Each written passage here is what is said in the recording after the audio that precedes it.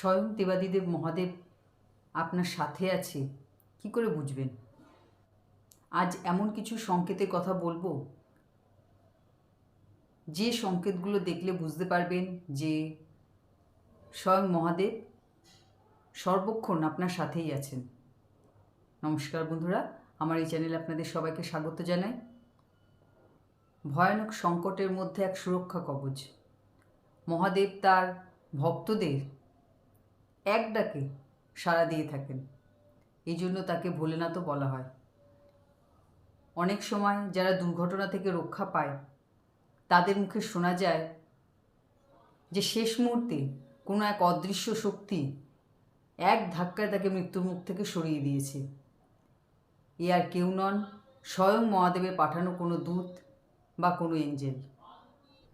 এরপরে যেটা বলবো সেটা হলো, কখনো এরকম হয়েছে যে আপনি কোনো কথা বলেছেন আর কিছুদিনের মধ্যেই তা বাস্তবায়িত হয়ে গেছে?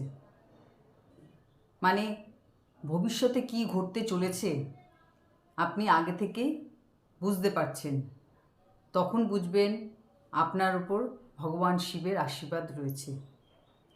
মানে আপনার ইনটিউশন পাওয়ার এতটাই বৃদ্ধি পেয়ে যাবে। আপনার জীবনে বড় বড় সমস্যা নিজে থেকেই দূর হতে থাকবে এবং পরিস্থিতি আপনার অনুকূলে চলে আসবে। আপনি এই ছলচাতুরির দুনিয়া থেকে নিজেকে খুব ভালোভাবে সরিয়ে রাখতে পারবেন। যখন আপনি কারোর সাহায্য ছাড়া জীবনে একাই চলতে পারবেন, তখন মনে করবেন স্বয়ং মহাদেব আপনার সাথেই চলেছেন এবং আপনাকে গাইড করছেন, আপনাকে প্রোটেক্ট করছেন এবং সঠিক রাস্তা, সঠিক ডিসিশন নিতে আপনাকে সাহায্য করছেন। আপনি যদি স্বপ্নে শিবলিঙ্গ দেখেন বা কোনো শিব মন্দির দেখেন, তাহলে বুঝবেন স্বয়ং শিব আপনার সাথেই আছে এবং শুধু এ জীবনে নয়, হয়তো আগের জীবন বা তারও আগের জীবন থেকে তিনি আপনার সাথেই চলেছেন এবং আপনি নিজেও হয়তো তারই সাধনা করে চলেছেন। আবার হয়তো আপনি কোনো শান্ত নিরিবিলি জায়গায় বসে আছেন, হঠাৎ কোনো সুগন্ধ আপনার নাকে আসলো, কিংবা দূরে কোনো মন্দিরে ঘণ্টাধ্বনি আপনার কানে আসলো, তখন বুঝবেন যে আপনার এনার্জি ইউনিভার্সের এনার্জির সাথে কানেক্ট হচ্ছে এবং সেই জন্য আপনার আশেপাশে কেউ কোথাও না থাকা সত্ত্বেও আপনি কোনো দৈব শক্তিকে অনুভব করছেন।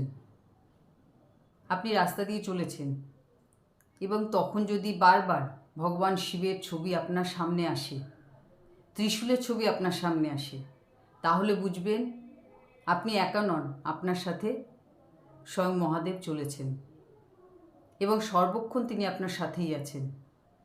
ত্রিশূলের ছবি বারবার দেখার মধ্যে আরও একটা জিনিসকে নির্দেশ করে, সেটা হচ্ছে আপনার জীবনে নতুন এনার্জিকে গ্রহণ করার সময় এসেছে।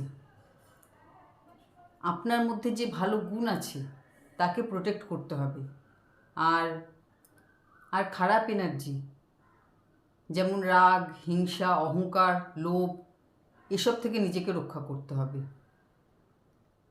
মহাদেবের মাথায় যে চাঁদ থাকে, সেই চাঁদ হচ্ছে আমাদের মনের কারক। আমাদের মন যদি স্বচ্ছ থাকে, স্থির থাকে, তাহলে পৃথিবীর কোনো ভয় আমাদেরকে কিন্তু কাবু করতে পারবে না। মহাদেব এভাবেই আমাদের জীবনে তার উপস্থিতির সংকেত দিয়ে থাকেন। তো আপনি যদি ভগবান শিবের ভক্ত হন, তাহলে যখন যেখানে যাচ্ছেন তাকে সঙ্গে নিয়ে যান, তাকে বলুন, মহাদেবকে বলুন আপনার সঙ্গে যেতে। তারপরে দেখুন যে আপনার না হওয়া কাজও কিভাবে হয়ে যায়। ঠিক আছে? তো আজকে ভিডিও এখানেই শেষ করছি। সবাই ভালো থাকবেন, সুস্থ থাকবেন। নমস্কার।